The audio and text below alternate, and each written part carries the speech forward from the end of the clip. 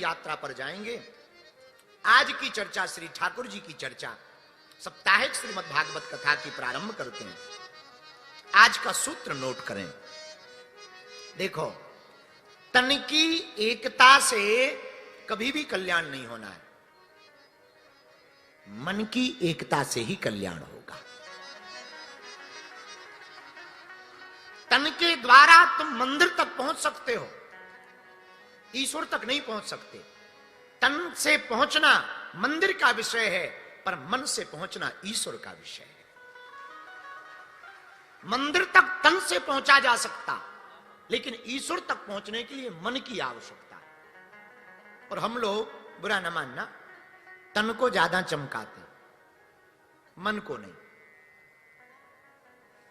और जो तन को चमकाते हैं वो वासना में फंसते हैं, जो मन को चमकाते हैं वो उपासना में फंसते हैं। अब प्रश्न उठता है कि मन कैसे चमकाएं? देखो, सबके अपने अपने सर्फ एक्सल होते हैं। कपड़ा ज्यादा खराब हो जाए, साबुन लगाओ, साबुन में ठीक ना हो, सर्फ एक्सल में डुबो दो। सर्फ एक्सल में ठीक ना हो तो तरह तरह के लिक्विड आ गए, वो लगाओ, थोड़ा सा बुरुश घिसो, दाग मिट जाएगा, चमकते धमकते कपड़े हो जाएंगे। तो कपड़े को साफ करने के लिए डिटर्जेंट की आवश्यकता है, तन को साफ करने के लिए साबुन की आवश्यकता है, पर मन को साफ करने के लिए भगवान की कथा की आवश्यकता है। और सुनो, तन कितना भी व्यवस्थित हो गए पर मन खराब हो गए ना, तो कोई काम का नहीं है तन।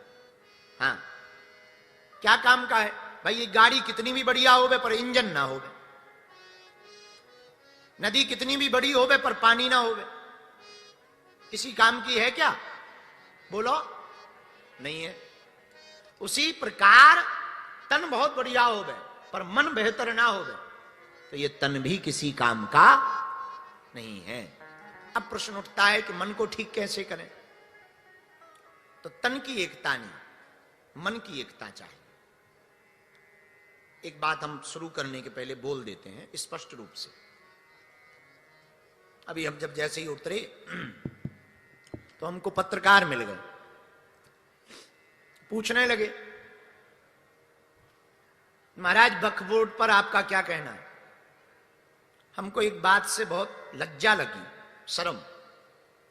संसद में बैठे हुए कुछ लोगों को छोड़कर सबके सब सनातनी हैं, पर वक्फ बोर्ड में हमने तनातनी देखी।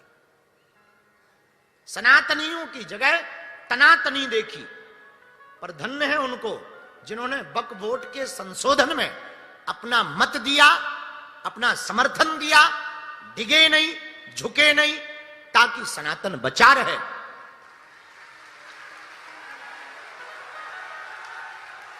और हम मुसलमानों को भी कहेंगे, ये जो संशोधन है आपके हित का संशोधन है, कोई गलत नहीं है। देखो, भारत में संविधान में सबको समानता का अधिकार है, तो समानता के देश में असमानता किस बात की? और दूसरी बात, जो संशोधन हुआ वो बहुत व्यवस्थित हुआ, आपके हित के लिए हुआ। क्या हित? भैया, आपकी वक्फ बोर्ड की प्रॉपर्टी जो है वो व्यवस्थित रहे, बस इतना ही तो संशोधन हुआ। और कानून के दायरे के अंतर्गत रहे, और सबको कानून के अंतर्गत ही जीवन जीना चाहिए। पर हमें बड़ी लज्जा लगी कि इस देश में इतने सनातनी हैं, फिर भी 200 से ज्यादा वोट सनातन के विरोध में पड़े। ये दुर्भाग्य है। और हम कहना चाह रहे कि हम लोगों को स्वतः विचार करना चाहिए, उन लोगों में कितनी एकता है और हम लोगों में एकता नहीं। उसका परिणाम है कि राम मंदिर की लड़ाई को 500 वर्षों तक हम लोगों को लड़ना पड़ा।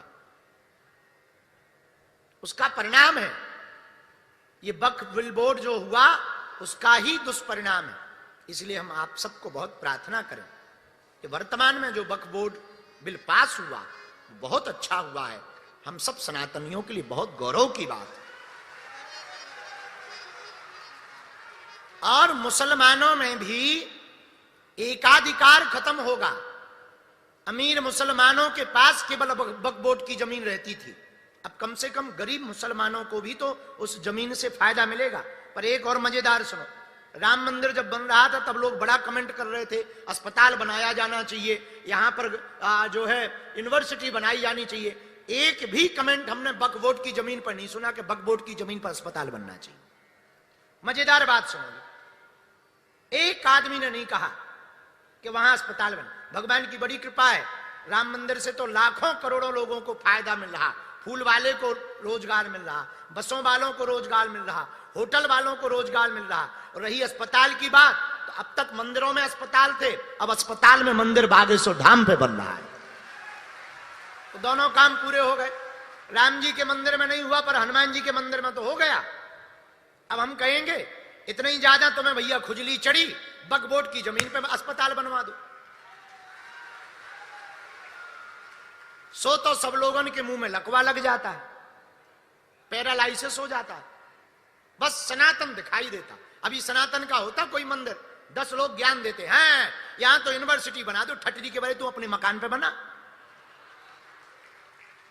शिक्षा के विरोध में नहीं है, गुरुकुलम खुलने चाहिए, यूनिवर्सिटियां खुलनी चाहिए, अस्पताल खुलने चाहिए, वेद विद्यालय खुलने चाहिए, विद्यालय खुलने चाहिए, लेकिन राम मंदिर की ही जमीन पर क्यों खुलना चाहिए? बकबोट की जमीन पर भी तो खुलना चाहिए। वो भी तो भारत में रहते, हम भी भारत में रहते। तो भैया हमारी व्यासपीठ तो बिना किसी विचार के परम स्वतंत्रता के साथ इस देश के साथ है, इस देश के प्रत्येक कार्य के साथ है, और वर्तमान में हुए वक्फ बिल संशोधन के साथ है। अब वो इसलिए है कि कल के दिन हमें बड़ा डर लग रहा कोई महाराष्ट्र की ये सनातन मठ को ना कह दे कि ये वक्फ की जमीन है। हम तो मर जाएंगे बिना मौत के, कि आगे को लोगों प्राण प्रतिष्ठा कराएं, देरी ना हो बे तो कोई आके बोर्ड टांग दे। तो ऐसा कानून है कि अगर उन्होंने बोर्ड लगा दिया तो कोई उठा नहीं सकता। धन्य है भैया, कम से कम अब थोड़ी राहत तो मिली कि अपने मंदिर बच जाएंगे। हमें तो ये राहत मिली है।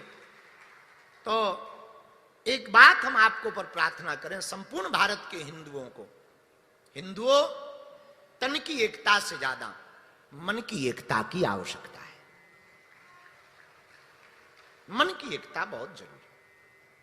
ये रामचरितमानस भी शिक्षा देती है और भागवत जी भी यही शिक्षा देते हैं। धन्य है ठाकुर जी, बुरा ना मानना। भीड़ तो कौरवों के पास थी, पांडवों के पास नहीं थी, पर विजय पांडवों की। एक सज्जन हमको कह रहे थे कि उनकी बहुत एकता है, सड़कों पर उतर आएंगे आफत हो जाएगी। हमने कहा क्षमा करो, एकता तो कौरवों में भी थी, एक नहीं बचे। पांडव 5 थे, एक नहीं गए। ये महत्वपूर्ण नहीं है कि भीड़ किसके साथ है, महत्वपूर्ण ये है कृष्ण किसके साथ खड़ा है। जिसके साथ गोविंद होंगे विजय उसकी होगी। तुम्हारा संसार तुम्हारे साथ रहे, विजय असंभव, पर कोई साथ ना हो पर तुम्हारा गोविंद तुम्हारे साथ हो तो विजय संभव है। तुम्हारे भगवान तुम्हारे साथ हो तो कोई तुम्हें हरा नहीं सकता। भगवान विजय के प्रतीक है, ब्रह्म विजय का प्रतीक है। ब्रह्म का होना तुम्हारी विजय है। बुरा मत मानना मेरे प्रिय श्रोताओं, आज की कथा में हम तुमसे प्रार्थना करें, तुम जगत को अपना बनाने में मत रिझाओ, जगत को रिझाने के लिए मत जियो, जगदीश को रिझाने के लिए जियो। तुम्हारा श्रृंगार भी हो तो गोविंद के लिए हो, तुम्हारी बोल चाल भी हो तो गोविंद के लिए हो, तुम्हारी वाणी भी हो तो गोविंद के लिए हो, तुम्हारा हाव भाव भी हो तो गोविंद के लिए हो। हम कहते तुम्हारा भवन भी बने तो गोविंद के लिए बने, तुम्हारी भाषा भी निकले तो गोविंद के लिए निकले। और जिस दिन गोविंद रीझ जाएंगे, जगदीश रीझ जाएंगे, जगत अपने आप रीझ जाएगा। इसलिए भगवान को रिझाने का प्रयत्न करो। आहा, धन्य है श्रीमद् भागवत की कथा, जहां ठाकुर जी को रिझाने पर प्रयत्न किया जाता। ऐसी श्रीमद् भागवत कथा, भागवत कथा के बारे में हम आपको बहुत स्पष्ट रूप से कहें, साक्षात गोविंद जी का स्वरूप श्रीमद् भागवत कथा है। जन्मांतरे भवेत पुण्यम तदा भागवतम लभेत। जन्म जन्मांतर तक के जब पुण्य उदय होंगे तब एक बार भगवान की कथा सुनने का फल मिलेगा। पर सुनो, एक बार भी अगर फल मिल गया, एक बार भी अवसर मिल गया भगवान की कथा सुनने का, आहा, तो अखियां अपने आप गोविंद से लग जाएंगी।